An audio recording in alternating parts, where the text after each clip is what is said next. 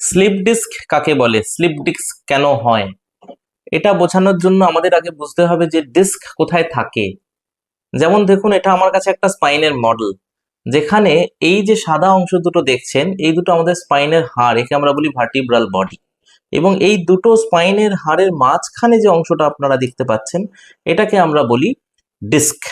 এবং লক্ষ্য করে দেখবেন যে এই ভার্টিব্রাল বডি এবং ডিস্ক যে লাইনে রয়েছে তার ঠিক পিছনে এই ইয়েলো কালারের স্ট্রাকচারটা থাকছে, এবং যেটা এই দুদিকে বেরিয়ে আসছে, এটাই হলো আমাদের স্পাইনাল কর্ড এবং তার সাথে নার্ভস।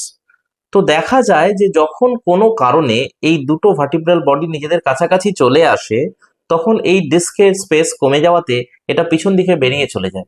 এবং এই মডেলে আপনারা সেটা দেখতে পাবেন, এই দুটো ভার্টিব্রাল বডির মাঝখানে এইখানে একটা ডিস্ক প্রোল্যাপস হয়েছে, এটাকেই আমরা স্লিপ ডিস্ক বা ডিস্ক প্রোল্যাপস বলি। এবং যেহেতু এখানে ডিস্ক প্রোল্যাপস হয়েছে, এই নার্ভটাকে এই ডিস্কটা এসে চাপ দিচ্ছে, এবং এই কোমরের নার্ভ আলটিমেটলি সেটা আমাদের পায়ে চলে যায়। ডান দিকের নার্ভটা ডান পায়ে, বাঁ দিকের নার্ভটা বাঁ পায়ে।